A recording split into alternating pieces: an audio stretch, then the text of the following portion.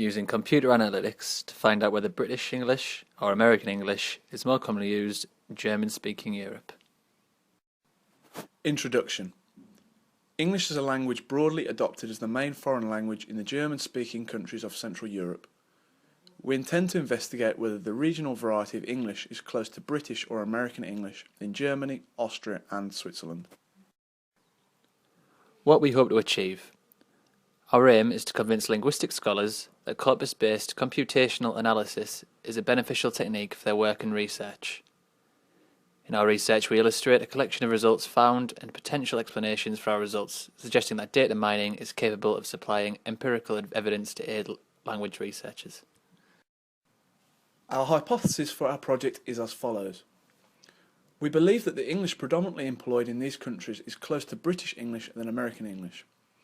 There are several potential factors as to why we believe the regional variety spoken in the three countries would be close to British English than American.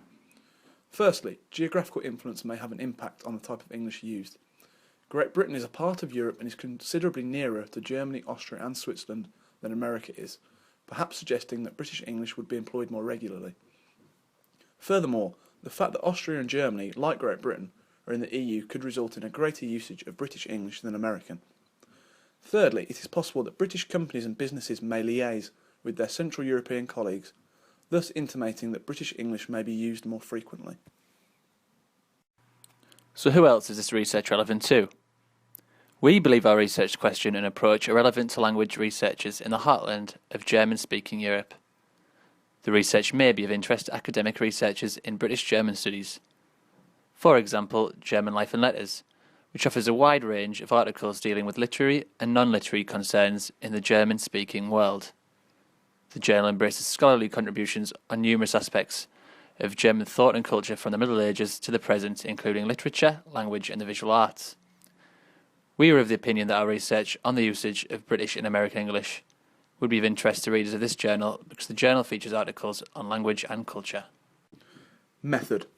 The initial step we took was to select three similar countries to compare their respective uses of English. We opted for the three largest German-speaking countries in Europe, which were the aforementioned Germany, Austria and Switzerland. The second part of our method was selecting features. Having chosen our countries to investigate, we selected features, in the form of words, which were either common in British or American English. There are a multitude of differences between British and American English, explained by Lahi, Crystal and Algio. We discovered that the most profitable approach was to inspect the word frequency lists of the British and American samples and to search for known variants, which involved the British variant being high in the British frequency list and the American variant being high in the American frequency list. Subsequently, this resulted in the selection of the centre-centre variation and the colour-colour variation. In order to locate data on these features, we visited the Worldwide English Corpus website, a 200,000 word web corpora compiled from English language websites in each domain, which can be seen in the screenshot below. The World Wide Web is separated into national domains, making it feasible to collect a corpus of English language web pages from a particular country, such as Germany, Austria and Switzerland. We search for our features, colour versus colour, centre versus centre, in each respective country's word list. The frequency of these features would give us some sort of indication whether the variety of English used in that particular country is closer to British or American. In order to do this, we selected word lists from the Worldwide English Corpus homepage. We then selected the word list from a country. In this example, we selected Germany. Then we pressed Ctrl+F for a search bar where we entered the word we wanted to filter out. In this case, the word was centre. We then took note of how many times centre appeared. In this case, it was 35 times as pictured.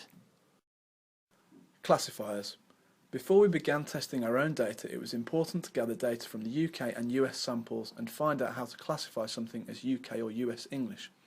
The data we used was from a UKUS.ARFF file, which can also be found in the Worldwide English Corpus. This compiled the data from 20 UK corpora and 20 US corpora. This is what the UKUS.ARFF file looks like.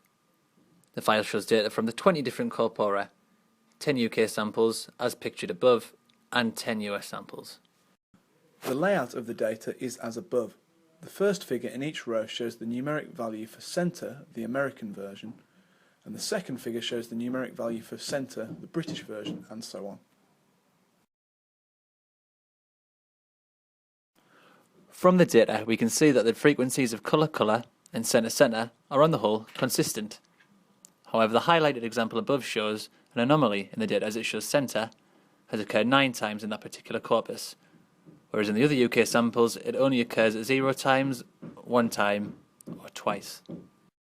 Our decision procedure.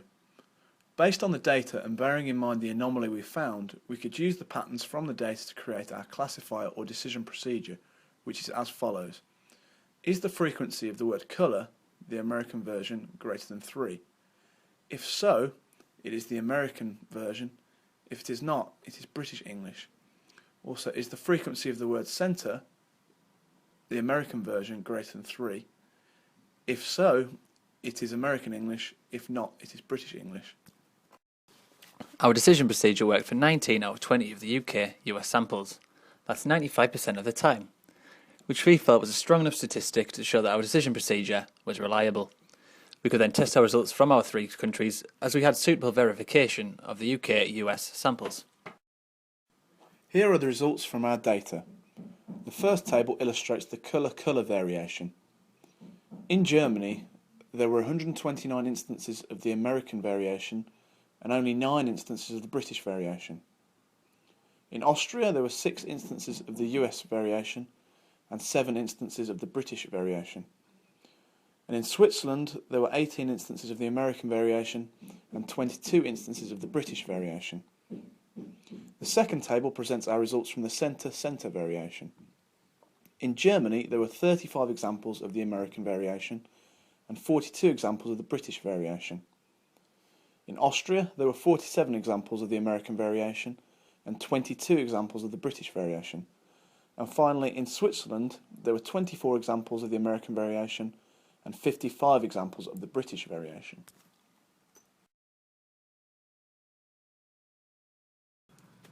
Decision trees for our results. We can use a similar decision procedure to classify our results. For example, is frequency of US samples significantly higher than frequency of UK samples? If yes, it's a US feature, and if no, it's a UK feature. This brings us on to our results. After analysing the data collected, we have come to the conclusion that our results are relatively inconclusive. In the introduction, we stated that we anticipated that the regional variety of English would be more closely related to British English than American English in each of the German-speaking countries. However, this was in fact only the case in Switzerland, where colour, the British version, and centre, also the British version, were more commonly used. Here are some possible explanations for our results. Potential explanations for these results could include the fact that England and Switzerland are both part of Europe and are nearer in distance than America and Switzerland. Moreover, a high number of people from England may have settled or emigrated to Switzerland than American, thus affecting the variety of English spoken. In addition, Swiss businesses and/or companies such as Nestlé have headquarters in Great Britain, meaning there is a strong likelihood of them having to liaise with the UK branches, thus resulting in an increase of British English features being spoken. The English spoken in Germany and Austria, according to our results, is a combination of American and British English. In Germany, colour, the American version, is used significantly more than colour, the British version, whereas centre, the British version, is used more commonly than centre, the American version.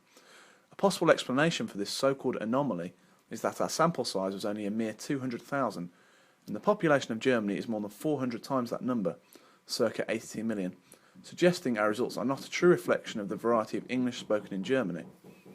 Similarly, in Austria, our results were not irrefutable, with colour, the British version, being used more frequently than colour, the American version, and centre, the American version, being used more often than centre, the British version.